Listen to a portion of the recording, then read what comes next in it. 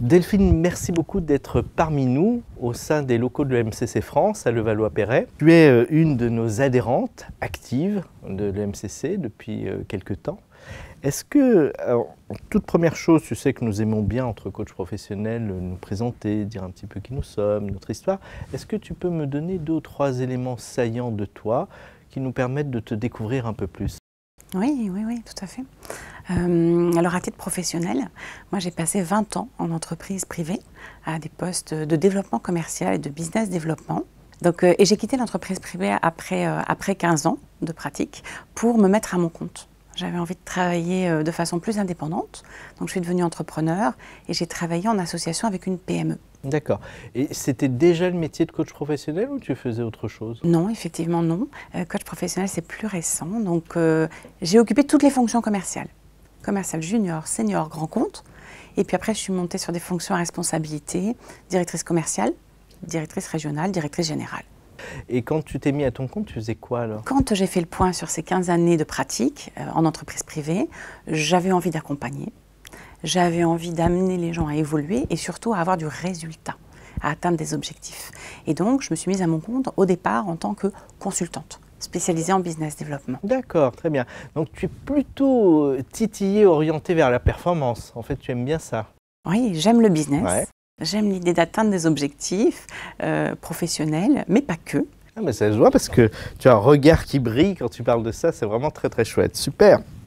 Alors, est-ce que tu peux nous dire finalement maintenant ce que tu fais, ce que tu exerces comme métier?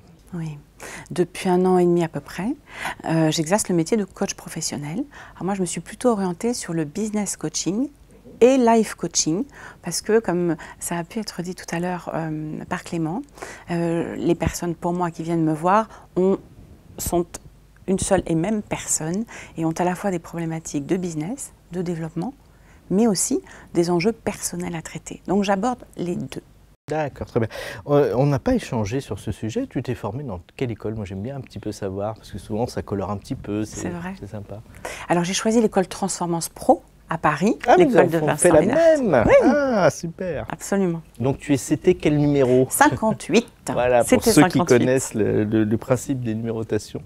Voilà, super. Eh bien, écoute, qu'est-ce que tu aurais envie de dire sur ce que tu aimes particulièrement dans ce métier? J'aime l'idée d'accompagner les personnes en leur laissant le temps d'être eux-mêmes, de revenir à l'origine, à la source, à ce qui les caractérise vraiment.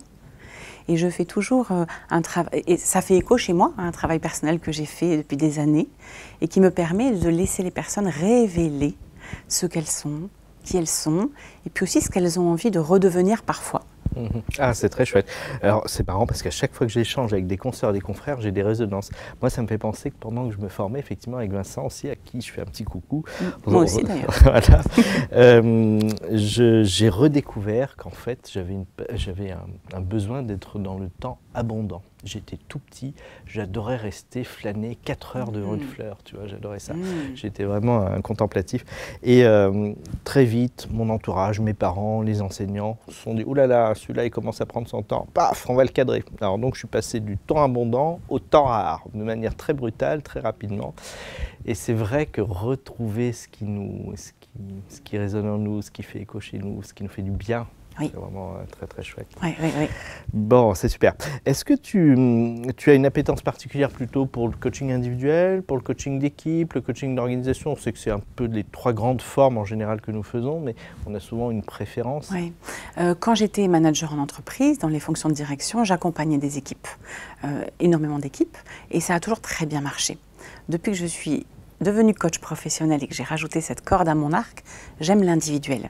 Alors je pense que ça correspond aussi à une étape de mon parcours que j'ouvrirai probablement vers le collectif et l'équipe, parce que c'est ce qui est pour moi source aussi de stimulation, de partage, d'échange. On en parlera tout à l'heure au niveau du groupe. C'est vrai que mon expérience me fait dire que souvent, en fonction des périodes, du type de clients qui viennent nous voir, des demandes qu'ils nous font, et puis aussi de nos propres appétences, on peut passer d'une envie à une autre. Maintenant, je suis très aussi comme toi, dans le coaching individuel, il y a le côté intime, le côté, voilà. J'aime beaucoup aussi l'intelligence collective, donc l'équipe, l'organisation, ça me parle beaucoup. Est-ce que tu as envie de nous partager quelque chose voilà, de manière complètement libre sur toi. Oui. Toi, sur ton métier. Oui, oui, oui, volontiers. Je vais partager quelque chose que j'ai ressenti vraiment et vécu de l'intérieur.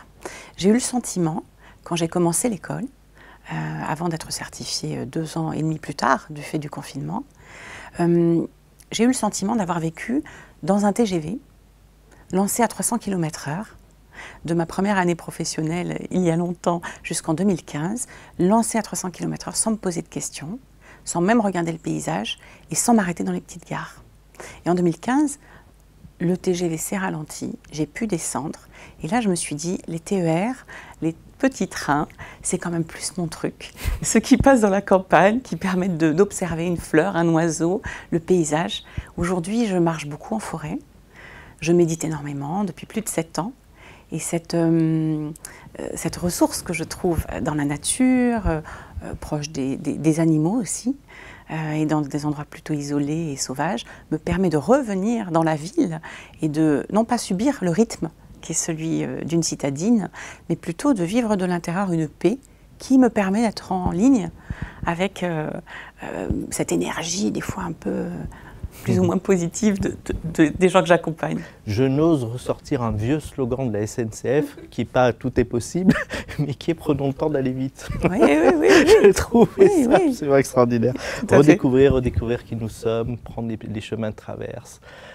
Prenons le temps de respirer. Oui, prendre le temps aussi d'aller doucement pour plus tard avancer. Je me souviens quand on retournait le logo du TGV, ça faisait un escargot.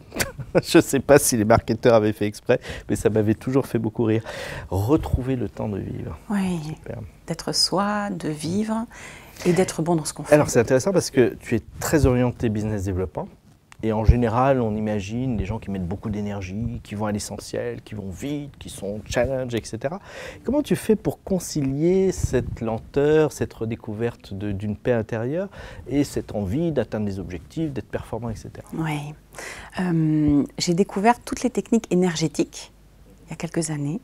Et ces techniques énergétiques m'ont fait travailler sur la notion d'énergie en elle-même. L'énergie qu'on a en soi, l'énergie qu'on a dans la relation à l'autre et toute l'énergie du système dans lequel on est. Et en comprenant cela, eh bien en fait, c'est assez simple. Moi, je respecte mon propre écosystème, l'énergie qui est la mienne à un moment donné. Et c'est à partir de là que, tenant compte et prenant en considération l'énergie de l'autre et du système, les choses s'imbriquent de façon assez géniale et assez simple finalement. Super. C'est marrant parce que ça fait écho à un terme que j'aime bien, alors parce qu'on parle parfois de coaching énergétique ou de supervision énergétique. Moi, il y a un autre terme que j'aime beaucoup qui est le coaching organique, parce que ça me fait penser à la vie, à ce qui éclore et qui inclut pour moi aussi toute cette dimension énergétique qui est absolument centrale. Eh bien écoute, un grand merci à toi. Nous arrivons à la fin de cette interview. Au plaisir de te retrouver dans d'autres séquences et à d'autres occasions. Merci à toi, Gabriel. Merci à l'EMCC. Merci déjà. Merci.